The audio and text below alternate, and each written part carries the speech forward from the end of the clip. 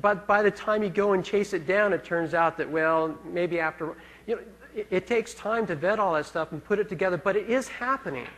There are prizes that are being offered, and this stuff is going to move forward.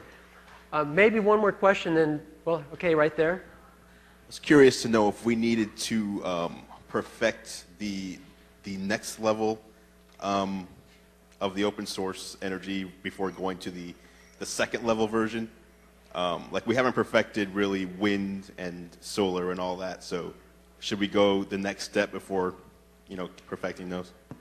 We can do both of those at the same time. We can continue perfecting the existing technologies. That will go on irregardless whether there's a new technology. The new technology, everyone has their specialties and interests and gifts and talents on this planet. There's plenty for everyone to do. Chasing the exotic ones, perfecting the existing ones. It's an endless process. Thank you again. It shocks us. It does little things like that. It lights neon bulbs between the earth and plastic. Yeah, I mean, it's very, very obvious that there's some form of energy there from the vacuum, right? That we really don't have instruments to measure, and the only thing that we do have to measure it is this gas indicator that glows. So we know that in a way it's fluid. It's like a gas. And so what we need is something to convert the gas to electrical energy. Is the only thing that I've found after 40 years of research that can convert any of this radiant energy to usable power. Over here it's magnetically triggered on this side. Come over here. So each time one of these things goes around here, it puts a little trigger signal into these coils. And once we get the trigger signal in there, then what we can do is each time this triggers, turns on and turns off, we can collect the charges that would normally be wasted. And of course they go into these banks over here, these capacitor banks, and then this is a timing mechanism here, which it's timed to be about once every second and a half or so, and makes contact here after we collect the charges. And then these capacitors here are dumped through this electronic switch here, and you can actually see the dump here. You watch it and it'll bounce up when it dumps. So if we slow it down a little bit so you can see it. See, it's bouncing around here. Each time that dumps down, the capacitor bank discharges into this battery. So this battery is going up, and this is basically a 12-watt motor. So it's got a little bit of torque to it here. And basically this is what led us to do the bigger motors and how to collect the charges so that we could recharge the batteries on our other motors. And so then if we look at the principle of the way this one works with charge, discharge, charge, discharge, charge, discharge, we can take it up in models. We can move this up to a much more complex machine. Energy from the vacuum is triggered by the radiant. You see what I'm saying?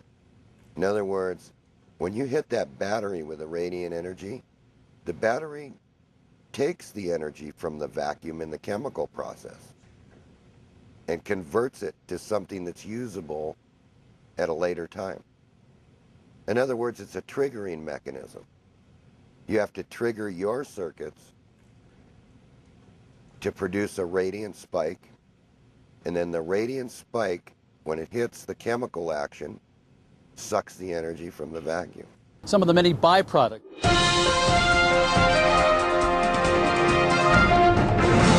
Can water provide the fuel of the future? While academia has been spurning the topic, hundreds if not thousands of hobbyists and independent investigators worldwide are working on various electrolysis-like projects which put out more energy than was required to run the electrolysis unit. These pursuits go by various names such as Brown's gas and water fuel cells, and have various heroes such as the late Stanley Meyer and more recently John Kansas, who is burning salt water using radio frequencies.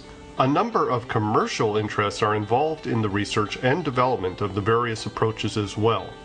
The famous 19th century scientist Michael Faraday defined a limit of output energy possible in any standard electrolysis scenario. It is well known in thermodynamics that it takes more energy to dissociate water into hydrogen and oxygen than can be returned when the hydrogen is burned. But these rogue experimenters of today are reporting output from their setups that exceed Faraday's limit many times over, claiming 7 times, 10 times, or even more, producing as much as 1 liter of gas per hour using just a half a watt of electricity. The factors that seem to contribute to these effects include using a large number of stainless plates close together, the plates rough to facilitate releasing the bubbles, driving the cell using square waves, pulsed DC at kilohertz frequencies, and constantly modifying the frequency to optimize gas production. Moray King, who has published 3 seminal books on zero-point energy, recently put forth a scientific model in which he suggests that the excess energy being observed in these unusual electrolysis setups comes from the zero-point energy by producing charged water gas clusters, which somehow achieve a self-organizing criticality that coherently activates and absorbs zero-point energy. The experimental setups are typically rather simple, which is leading to a proliferation of the number of people reproducing and working to improve the effect and its consistency to the point where it can be used to serve as a practical primary energy source, an energy generator that could operate anywhere there is water. Zero-point energy is everywhere in the universe. It is the foundation of the fabric of space. Other groups, such as Exogen Technologies, are using these processes to purify water. These energy sources could actually produce culinary water as a byproduct. The day of water power via zero-point energy is arriving. Welcome to the future. Products of the internal combustion automobile engine, smog, and global warming. Many of us are already trying to help, living closer to work, taking public transit where possible, or perhaps buying a hybrid. Hybrids can be a cool, efficient alternative, but don't kid yourself. In with the electric motor is still a gasoline-powered one with a tailpipe. Whatever happened to the promise of the fully electric car, the plug-in kind, producing no exhaust out the back at all? Well, about 10 years ago, some big car companies started producing electric cars, quite a lot of them. They worked. Owners loved them, they looked sharp, and they kicked butt coming out of a stoplight. So where are they now? Dead by and large, killed by their own creators, in a stunning display of power politics and spin. Well, that's the view of a provocative new documentary.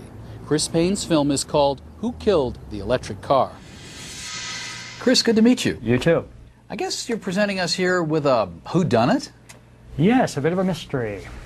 It's Who Killed the Electric Car? It's about why the only kind of cars that we can drive run on oil.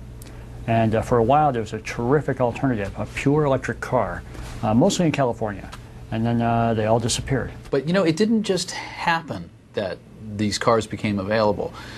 It had some to do with a marriage of good old American innovation, both from the car manufacturers' point of view and also in terms of air quality regulation. Well, you know, Los Angeles has got very bad air quality problems. You think? Yeah. It was really bad in the 70s when I was growing up. And then in the 90s, 80s and 90s, it really began to increase too because there are so many people moving to Los Angeles. And California was looking at, like, 1 in 4 kids had lung lesions and cancer and all these things were coming up. So they said, we have to do something. And just then, General Motors had built an electric car. And they had one at the LA Auto Show. And the regulators said, oh, you guys can do an electric car. Well, they required these electric cars. They passed these rules in 1990 that by 1998 about 2% of these cars would have to be all electric, and by the year 2003, 3 years ago, what would it be up to, about 10%? 10%, yeah. So this is a big